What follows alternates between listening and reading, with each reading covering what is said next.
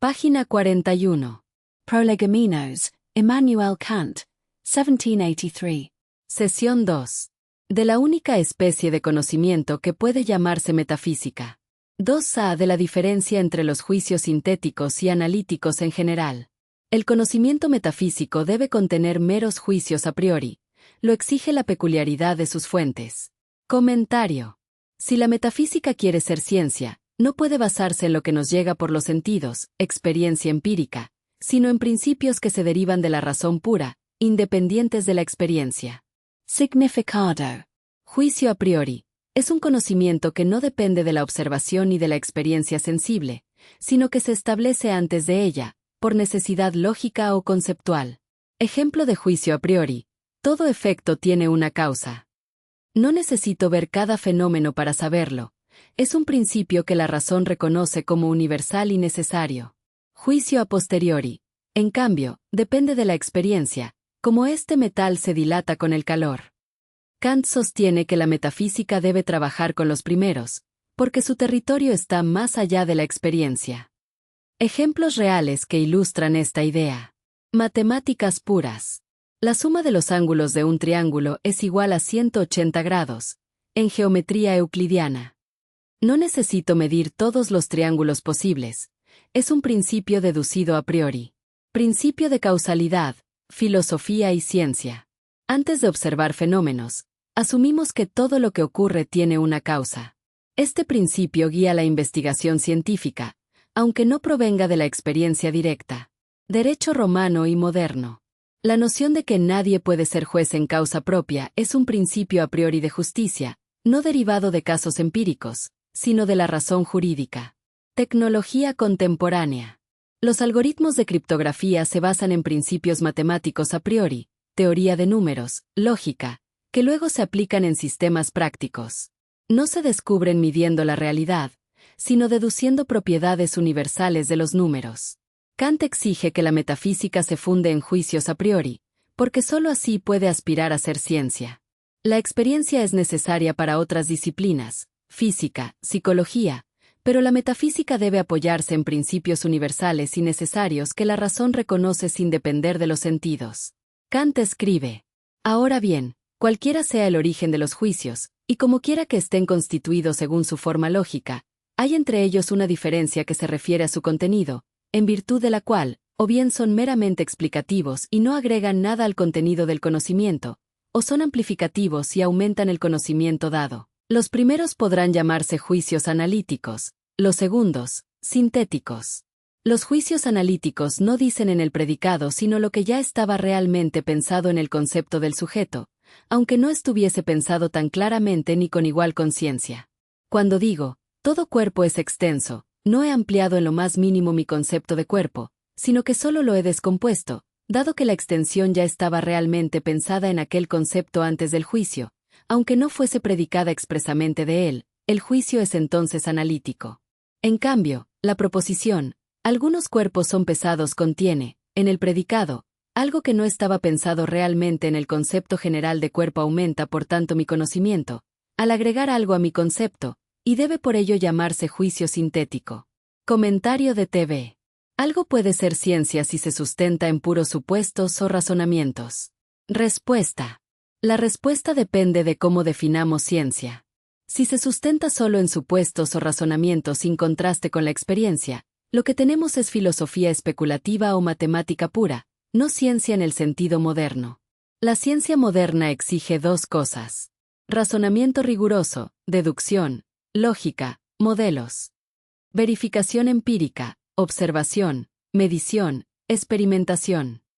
Un conocimiento basado únicamente en razonamientos puede ser coherente y elegante, pero si no se contrasta con la experiencia, corre el riesgo de convertirse en un sistema cerrado, sin contacto con la realidad. Ejemplos históricos. Geometría euclidiana. Grecia antigua se construyó solo con razonamientos y axiomas. Fue considerada ciencia durante siglos, aunque no dependía de la experiencia. Astronomía de Ptolomeo, siglo II, un sistema matemático muy elaborado, pero basado en supuestos erróneos, la Tierra como centro. Funcionaba para calcular posiciones, pero estaba desconectado de la realidad física. Física de Newton 1687. Combinó razonamientos matemáticos con observaciones empíricas. Por eso se convirtió en ciencia sólida y duradera. Teoría de cuerdas. Actualidad es un ejemplo de razonamiento matemático muy sofisticado, pero aún sin verificación experimental. Se debate si es ciencia o especulación. Un sistema basado solo en supuestos y razonamientos puede ser valioso como marco conceptual, matemáticas, lógica, filosofía, pero para ser ciencia en sentido estricto necesita contrastarse con la experiencia. Sin esa verificación, se queda en el terreno de lo posible, no de lo real. Comentario de TV. Según lo que dice Kant, si se puede pensar en algo y es coherente, es ciencia. Pero piensan en Dios y no pueden demostrarlo. Parece coherente, pero carece de esencia, de sustento sensorial. Respuesta. Ahí está la tensión que Kant abre y que tú señalas con claridad. Para Kant, si algo puede pensarse con coherencia y se fundamenta en principios a priori, puede aspirar a ser ciencia. La metafísica, en su esquema, no necesita experiencia sensible para constituirse, porque se apoya en la razón pura. El problema con Dios. La idea de Dios puede parecer coherente como concepto, ser supremo, causa primera, perfección absoluta, pero carece de sustento empírico. No hay experiencia que lo confirme ni fenómeno que lo demuestre. Por eso, aunque se pueda pensar, no cumple con el criterio de ciencia en el sentido moderno. Ejemplo histórico. La escolástica medieval trataba a Dios como objeto de ciencia, construyendo sistemas racionales. Tomás de Aquino, Duns Scoto. Pero al carecer de verificación empírica, esos sistemas quedaron como teología, no como ciencia. Ejemplo actual. Teorías como la del multiverso en física. Se pueden pensar coherentemente y tienen formulación matemática, pero aún carecen de evidencia empírica. Por eso se discute si son ciencia o especulación. La diferencia crucial. La matemática y la física teórica pueden partir de razonamientos puros, pero siempre buscan un puente hacia la experiencia. La idea de Dios, en cambio, se queda en el plano conceptual, sin posibilidad de verificación. Kant abre la puerta a que la razón pura funde ciencias, pero el ejemplo de Dios muestra el límite. Coherencia no basta sin sustento sensorial o verificable. Lo que parece ciencia puede quedarse en metafísica o teología si no logra conectar con la experiencia. Otro comentario más de TV. Si el ser humano primitivo siempre acosado por la escasez, y viviendo en constante riesgo, un día dijese, solo vamos a especular, deslindarnos un poco de lo físico, en esos requiebros, la realidad le mostraría de manera brutal, lo que es depredado mientras estaba meditando o descuidado. Los depredadores no quieren ni les interesa eludir a la realidad sentándose a meditar o a rezar. La naturaleza no necesita de tantos análisis sesudos de las cosas o del ser. Se puede meditar o pensar sin barreras, cuando esas barreras se han neutralizado. Respuesta. Lo que planteas muestra el doble filo del pensamiento especulativo. En el ser humano primitivo, la especulación pura, desligada de lo físico, podía ser peligrosa. Si alguien se abstraía demasiado, la realidad lo golpeaba brutalmente. Un depredador, el hambre, la intemperie. La naturaleza no espera a que uno termine de meditar. Exige atención inmediata. Condición material de la reflexión. Se puede filosofar, rezar o especular solo cuando las necesidades básicas están neutralizadas. Es decir, cuando hay alimento, seguridad y refugio. La cultura surge en los intersticios que la supervivencia permite. Ejemplo histórico. En las primeras civilizaciones agrícolas, Mesopotamia, Egipto, el excedente de producción permitió que algunos se dedicaran a pensar, calcular, escribir. Sin ese excedente, la especulación habría sido imposible. Los griegos pudieron filosofar porque había esclavos y campesinos sosteniendo la base material. La reflexión era un lujo de quienes no estaban acosados por la escasez inmediata. Ejemplo actual. Hoy, la investigación científica y filosófica florece en sociedades donde las necesidades básicas están relativamente cubiertas. En contextos de guerra, hambre o crisis extrema, la especulación se reduce porque la urgencia vital domina. Un investigador puede dedicarse a teorías abstractas de física cuántica porque no está preocupado por un depredador ni por la falta de alimento. La naturaleza no necesita análisis sesudos, pero el ser humano sí. Solo que esos análisis requieren un colchón material de seguridad. La especulación es hija del excedente y de la neutralización de las amenazas inmediatas. Tu observación conecta muy bien con la idea materialista. Pensar sin barreras solo es posible cuando las barreras biológicas y sociales han sido contenidas. Alguien le daba de comer a Marx, por eso divagó, especuló y escribió el libro El Capital. ¿Cómo podría filosofar un pobre que tiene que trabajar para poder comer? Gerardo Reyes, en una canción dice, las letras no entran cuando se tiene hambre. Respuesta. Tu observación toca un punto materialista clave. La filosofía y la especulación requieren condiciones materiales que las hagan posibles. Marx y el Capital. Marx pudo dedicarse a escribir porque había una red de apoyo detrás. Engels, su amigo y colaborador, literalmente lo mantenía económicamente durante largos periodos. Sin ese sustento, Marx habría tenido que trabajar para sobrevivir y difícilmente habría podido producir una obra tan extensa y compleja. La frase de Gerardo Reyes, las letras no entran cuando se tiene hambre, refleja esa misma verdad. El pensamiento, el estudio y la creación intelectual necesitan que las necesidades básicas estén cubiertas. El hambre bloquea la capacidad de concentración y reflexión. Ejemplo histórico. Los filósofos griegos, Platón, Aristóteles, pudieron especular porque vivían en sociedades con excedente agrícola y esclavos que sostenían la base material. Los monjes medievales escribían y copiaban manuscritos porque estaban en monasterios donde la subsistencia estaba asegurada. Ejemplo actual. Un científico en un laboratorio moderno puede dedicarse a teorías abstractas porque su salario, infraestructura y seguridad están garantizados. En contraste, alguien que trabaja jornadas extenuantes para sobrevivir difícilmente puede filosofar o escribir tratados. La especulación intelectual no nace en el vacío, sino en un terreno material que la sostiene. Marx pudo filosofar porque alguien le daba de comer. El pobre que trabaja para sobrevivir no tiene ese lujo. La cultura y la filosofía son hijas del excedente y de la neutralización de la escasez. Comentario de TV. Kant decía, mi pensamiento es muy lógico, es irrefutable, y solo por eso, debe ser una ciencia. Pero, ¿qué resultado entregaba? No es como sembrar y cosechar lentejas, algo que en realidad aminora el hambre. Si lo que nada entrega, en forma física es ciencia, al menos que sea la ciencia del pensar y de interferir con la percepción ingenua. Un pensamiento puede obedecer los preceptos lógicos, pero puede ser totalmente inservible para lo real, lo que hace sangrar. Respuesta. Pones el dedo en la llaga. Kant quería elevar la metafísica al rango de ciencia porque su pensamiento era lógico, sistemático e irrefutable en el plano conceptual. Pero la pregunta es, ¿qué resultado entregaba? La lógica pura no alimenta, no siembra ni cosecha lentejas, no calma el hambre ni cura heridas.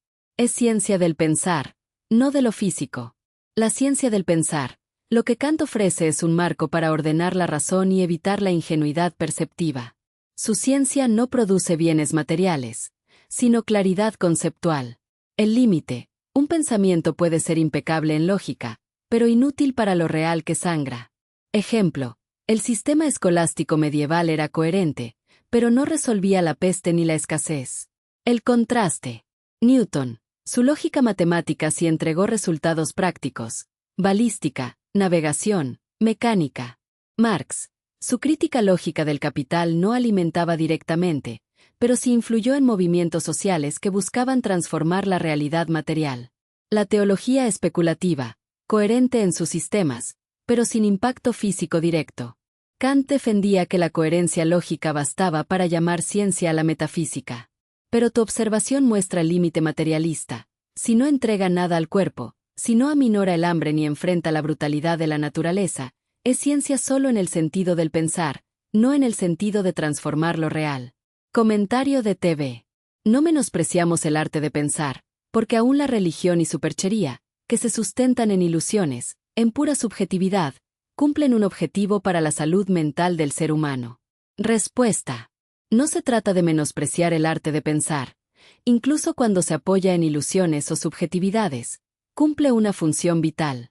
Religión y superstición, aunque no entreguen resultados materiales como sembrar lentejas o construir máquinas, sí ofrecen consuelo, sentido y cohesión social.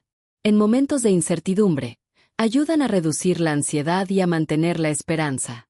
Función psicológica. Lo ilusorio puede ser un soporte para la salud mental. El ser humano necesita narrativas, símbolos y creencias para enfrentar el miedo, la muerte o la precariedad. Ejemplo histórico. En sociedades antiguas, los mitos sobre dioses o espíritus no resolvían el hambre, pero daban un marco de significado que permitía soportar la dureza de la vida. Durante epidemias medievales, la religión ofrecía rituales y plegarias que, aunque no curaban, ayudaban a mantener la cohesión y la esperanza. Ejemplo actual. Muchas personas recurren a prácticas espirituales, a literatura de autoayuda, incluso sin evidencia científica, porque les brindan calma y estructura emocional. La música, la poesía o el arte cumplen una función similar. No alimentan el cuerpo, pero alimentan la mente y el ánimo. Aunque un pensamiento no produzca resultados físicos inmediatos, puede ser ciencia del pensar o arte de la ilusión, y aún así cumplir un objetivo real: sostener la salud mental y la capacidad humana de resistir la brutalidad de la existencia. Comentario de TV. Un metafísico actual, hoy en el 2026, ¿hará uso de los saberes científicos probados? Según Kant, eso está prohibido. No deben apelar a los conceptos de la física cuántica, porque eso se volvería mística cuántica o un engendro de especulación y realidad. Respuesta. Lo que señalas es justamente la tensión entre lo que Kant proponía y lo que ocurre hoy.